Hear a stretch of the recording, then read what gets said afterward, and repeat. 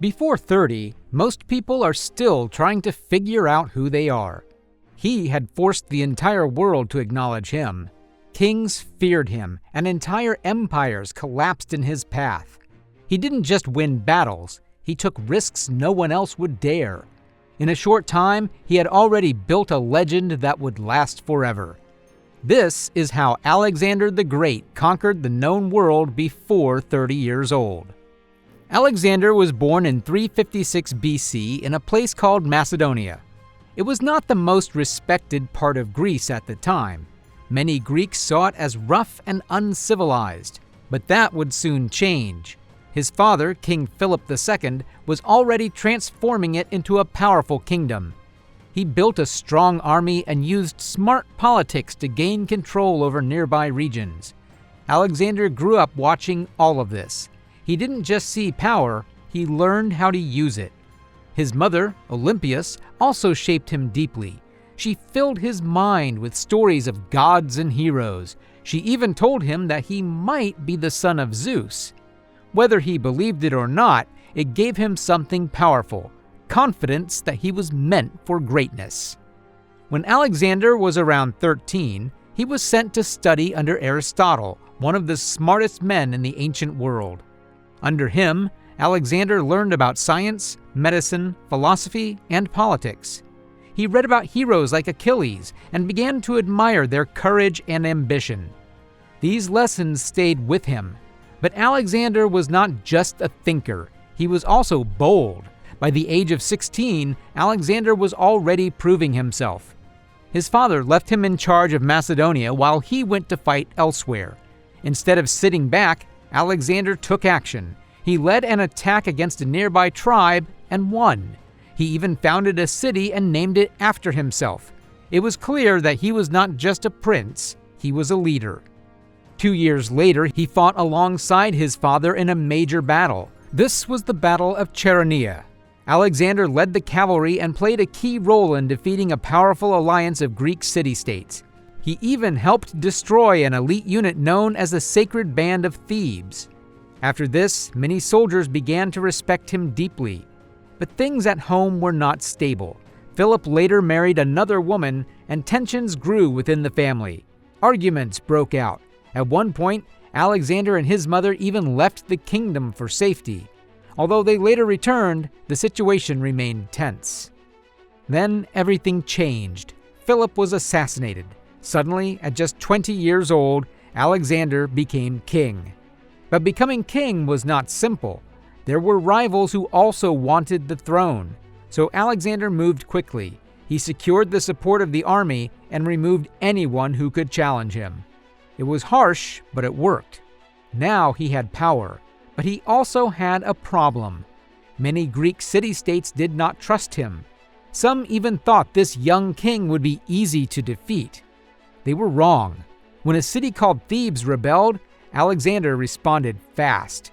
He marched his army hundreds of miles in just 2 weeks. His speed shocked everyone. When he reached the city, he gave them a chance to surrender. They refused. So he attacked. The city was destroyed, and its people were either killed or enslaved. It was brutal, but it sent a message. After that, most of Greece fell in line. Even Athens, which had supported the rebellion, was forgiven. Alexander knew when to be harsh and when to show mercy. With Greece under control, he turned his eyes toward a much bigger goal: Persia. The Persian Empire was massive. It was one of the most powerful empires in the world. It had wealth, resources, and a huge army. Many believed it was impossible to defeat. But Alexander believed otherwise. In 334 BC, at just 22 years old, he crossed into Asia with his army. This was the beginning of his great campaign. His first major test came at the Battle of Issus. There, he faced the Persian king, Darius III. Even though the Persian army was larger, Alexander used smart tactics. He attacked directly at Darius. This caused panic. Darius fled the battlefield, leaving his army behind. Even more surprising, Darius left behind his own family. Alexander treated them with respect. This helped him gain support from the Persian people. He He was not just a conqueror, he was also trying to be seen as a rightful ruler. After this victory, Alexander kept moving. He captured important cities and took control of key areas. Then he went south into Egypt. In Egypt, he was welcomed as a hero. The people saw him as a liberator, not an enemy.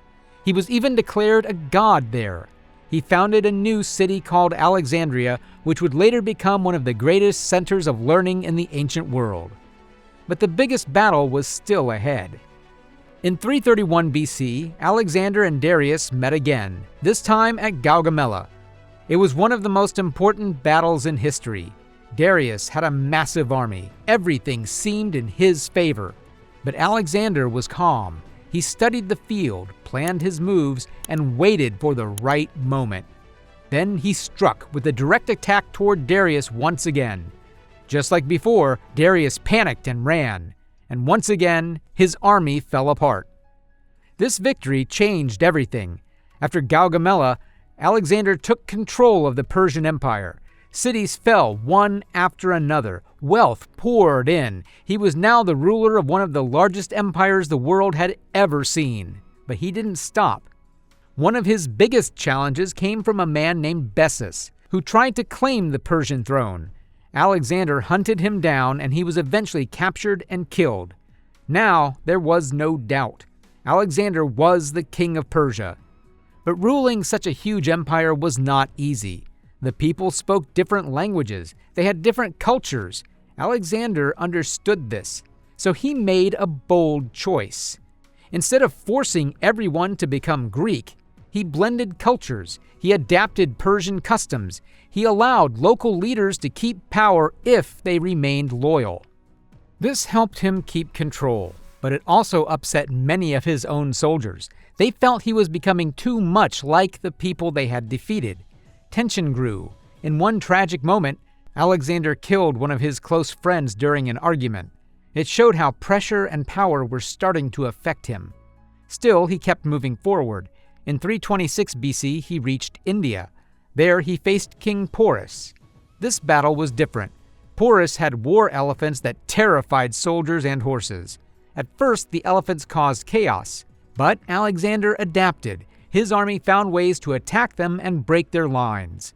In the end, he won. But this victory came at a cost. His army was exhausted. They had been fighting for years. They were far from home, and they didn't want to go further. When Alexander tried to push deeper into India, his soldiers refused. They were done. For the first time, Alexander had to stop, not because he was defeated, but because his army would not follow him anymore. So he turned back. On the way home, he tried to strengthen his empire. He arranged marriages between his officers and Persian women. He wanted to unite the two cultures. But again, his soldiers were unhappy.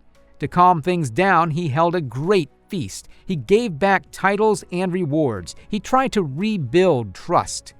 Even with all these struggles, his impact was massive. He spread Greek culture across vast lands. He built cities. He improved trade. He connected different parts of the world in ways that had never been done before. But then suddenly, everything ended. At the age of 32, Alexander died. No one knows exactly why. Some say he was poisoned. Others believe he became sick, possibly from malaria. Whatever the cause, his death was unexpected. And without him, his empire began to fall apart. His generals fought each other for power. The empire broke into pieces. Still, his legacy remained. In just over a decade, Alexander had achieved something incredible. From a young king in a small kingdom, he became the ruler of the known world. He was bold, he was intelligent, he took risks, and he moved faster than anyone expected. He didn't just win battles, he changed history, and all of it before the age of 30.